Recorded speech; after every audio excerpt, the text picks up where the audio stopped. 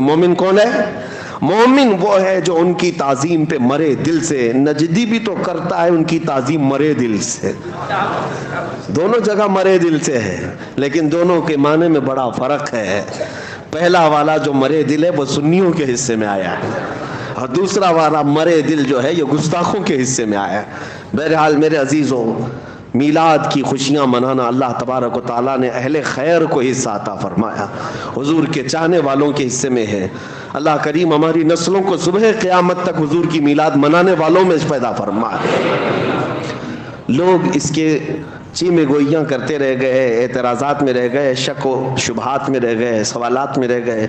بہت ساری باتیں ایسی ہیں میرے عزیزوں، مستحسن کام اسلام میں بزرگوں نے کیا ہے، اور ثواب اس پر اللہ تبارک و تعالیٰ کی طرف سے ملے گا، کیونکہ بزرگوں کا کیا ہوا کام بھی اجر و ثواب کا باعث ہوتا ہے.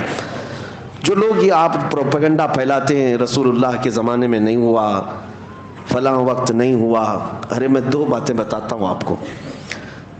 امام زرقانی نے المواہب اللدنیہ میں لکھا ہے، اور ایک عجیب و غریب واقعہ میں آپ کو بتاؤں.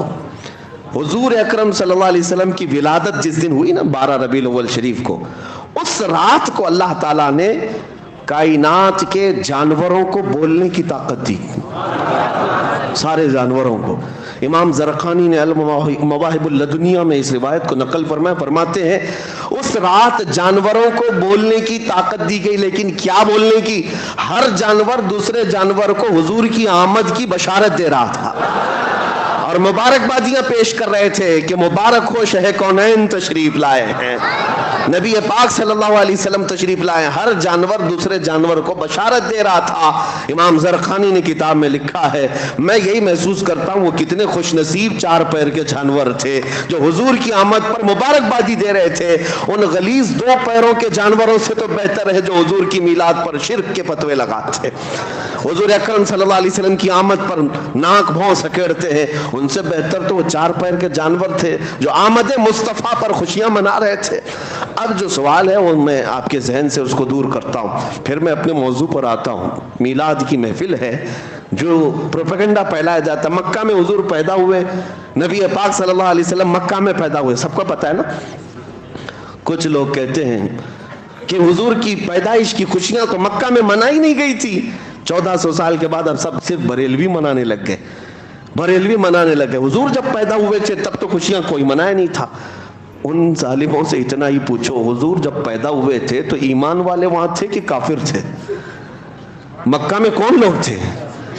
حضور پاک صلی اللہ علیہ وسلم کی ولادت کے وقت یا تو ان کی ماں حضرت آمنہ وہ اہل ایمان میں سے ہیں، یا آپ کے دادا حضرت عبد المطلب. باقی سب کون تھے؟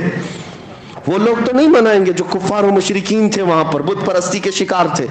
اور اگر ان کو یہ لگتا ہے کہ مکہ والے نہیں بنائے تھے، اور اگر ان کا تعلق بھی انہی کی ذریت سے ہے، تو ہمیں سوال اور جواب کرنے کی ضرورت بھی نہیں.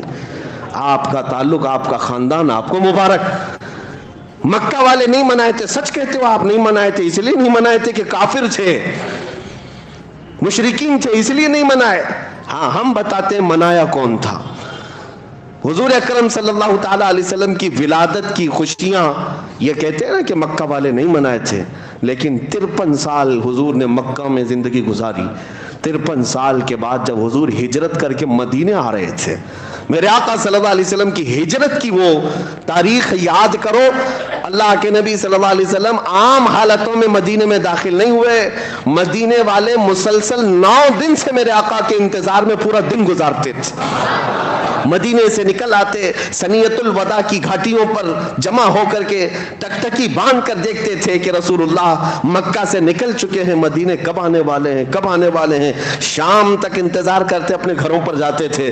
جب حضور اکرم صلی اللہ علیہ وسلم حضرت ابوبکر صدیق کے ساتھ مدینہ طیبہ میں داخل ہونے کا وقت آیا، پورے مدینے والوں میں جو خوشیوں کی لہر تھی، بخاری شریف میں بھی موجود ہے، مسلم شریف میں بھی موجود ہے. بنو نجار وہاں کا مشہور خاندان ہے، مدینہ مدینے کا. وہاں کی بچیاں اپنے ہاتھوں میں دف لے کر کے آ گئیں, غلام حبشی بھی نیچے آ گئے, جوان مرد بھی اتر آئے, عورتیں اپنے گھروں کی چھت پر تھی, اور سبوں نے جب آفتاب رسالت کو چمکتے ہوئے دیکھا پکار کر کہا طلع البدر علینا من ثنیات الوداع وجب الشکر علینا ما دعا للہ داعی. وہ بچیاں گنگناتی تھی جس کو بخاری نے نقل کیا ہے, یہ کہتی تھی ثنیۃ الوداع کی گھاٹیوں سے 14ویں کا چاند ہم پر طلوع ہو گیا ہے, ان کے آنے پر ہم پر اللہ کا شکر واجب ہو گیا ہے کہ اللہ کی طرف بلانے والا رسول اب ہمارے شہر میں آیا ہے. یہ خوشیاں منائی تھی, حضور کی ولادت کی خوشیاں مکہ والے نہیں منائے تھے, یہ تو ان کو یاد ہے, لیکن حضور کے مدینے میں داخل ہونے کے وقت مدینے والے جو خوشیاں منائے تھے یہ کیوں نہیں یاد ہے تمہیں؟ مبارک ہو ابو جہل, ابو لہب, عتبہ و شیبہ کا خوشیاں نہ منانا, اور سنیوں کی قسمت میں بنو نجار کی وہ بچیاں آئی ہیں, اور الحمدللہ آج ہم میلاد کی خوشیاں مناتے ہیں تو اہل مدینہ کے نقش قدم پر چلتے ہیں, مدینے والوں کی اقتدا کرتے ہیں. الحمدللہ مدینے والے حضور اکرم صلی اللہ علیہ وسلم کی آمد پر خوشیوں کا اظہار کیے تھے, اور آج ہم انہی کے نقش قدم پر جب جب محفلیں سجاتے ہیں میرے آقا کے استقبال میں کھڑے بھی ہوتے ہیں, سلام بھی پیش کرتے ہیں. یہ مدینے والوں کا طریقہ. اللہ تبارک و تعالی ہمیں ہمیشہ مدینے والوں کا ایمان عطا فرمائے. اب چلتے چلتے یہ بات بھی کلیئر کر دوں, چونکہ ہر بات ریکارڈ ہوتی ہے, کئی لوگوں تک پہنچتی ہے, کئی لوگوں کو کڑتی بھی ہے, تو تھوڑی اور کڑھا کے ہی جائیں کہ جو کہتے ہو کہ مکہ والے نہیں منائے تھے, نہیں, تمہیں پتہ نہیں, تمہارے باپ دادے بھی منائے تھے. ابو لہب نے خوشی منائی تھی, یہ بخاری شریف میں موجود ہے. حضرت عباس رضی اللہ تعالیٰ عنہ حضور کے چچا ہیں, ابو لہب کے چھوٹے بھائی ہیں, سگے چچا ہیں. ابو لہب کے مرنے کے بعد حضرت عباس رضی اللہ تعالیٰ عنہ نے اس کو خواب میں دیکھا. گستاخ تھا, حضور کو تکلیف دیتا تھا, اذیت دیتا تھا, لیکن بعد میں نا حضور کی پیدائش کے وقت تو دشمن نہیں تھا. حضرت عباس کہتے میں نے اپنے بھائی کو کب مرنے کے بعد دیکھا خواب میں, بخاری کی حدیث ہے. پوچھا کیا حال ہے تیرا؟ ابو لہب کہتا روز انگاروں میں جلتا ہوں, روز انگاروں میں جلتا ہوں, لیکن پیر کا دن آتا ہے تو میری شہادت کی انگلی کو ٹھنڈا کر دیا جاتا ہے, میں منہ میں اس کو رکھتا ہوں, چوستا ہوں تو ٹھنڈک محسوس ہوتی. حضرت عباس نے پوچھا ایسا کیوں پیر کے دن؟ ابو لہب کہتا ہے اس لیے کہ پیر کے دن میرے بھتیجے محمد پیدا ہوئے تھے, اور میری لونڈی, میری کنیز سویبہ آ کر مجھے خبر دیتی ہے کہ تمہارے مرحوم بھائی عبداللہ کے گھر میں بیٹا پیدا ہوا. مجھے اس دن خوشی تھی, دلی خوشی تھی. میں نے اس انگلی سے اس کو کہا جا آج تو آزاد ہے.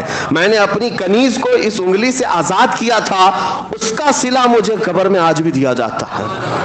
کہتے ہیں نا میلاد کی خوشی نہیں منائے, باپ دادے منائے ہیں, تم نے پڑھا نہیں ہے, پڑھا نہیں ہے. کافر و مشرک اگر حضور کی آمد کی خوشی پر لونڈی آزاد کیا, اسے قبر میں سکون دیا جا رہا ہے. اللہ کا کروڑا احسان ہے کہ تم عاشق رسول ہو, مصطفیٰ کریم صلی اللہ علیہ وسلم کے چاہنے والے ہو. اگر اللہ کے حبیب صلی اللہ علیہ وسلم کی آمد کی خوشیوں میں کا اظہار کرتے ہو, یقیناً یہ باعث ثواب بھی ہے اور باعث اجر بھی ہے انشاءاللہ العزیز. اس سے تمہارے مراتب بلند ہوں گے انشاءاللہ. نبی پاک صلی اللہ علیہ وسلم کی میلاد منانا ایک اور انداز سے میں آپ کو بتا دوں, بہت ضروری بھی ہے, بہت ضروری ہے. کیوں جانتے ہیں آپ کہ کچھ عقیدہ ہمارا واضح ہونا ضروری ہے. آپ رسول کو کیا سمجھتے ہیں؟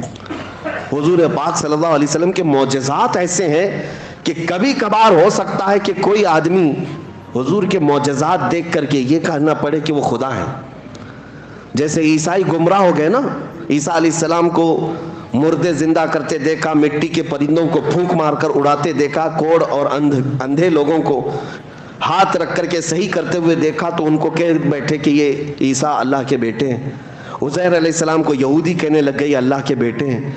ہمارے نبی کے معجزات تو ایسے ہیں, سورج کو پلٹا دیا ہے, چاند کو ٹکڑے کر دیا ہے, ایسے عجیب و غریب ہیں. موسیٰ علیہ السلام کا لاٹھی مار کر پتھر سے پانی نکالنا تو معجزہ ہے, لیکن رسول عربی صلی اللہ علیہ وسلم تو انگلیوں سے پانی ظاہر کرتے ہیں. ارے پتھروں سے پانی کا نکلنا تو عادت میں ہے, دیکھا بھی جاتا ہے, لیکن انگلیوں سے نکلنا, اور وہ بھی پسینے کے برابر نہیں. 550 صحابہ اس پانی سے سیراب ہوئے تھے. یہ انگلیوں سے پانی کا نکلنا, یہ معجزات, یہ ساری چیزیں کنکروں کو بولنے کے قابل بنانا.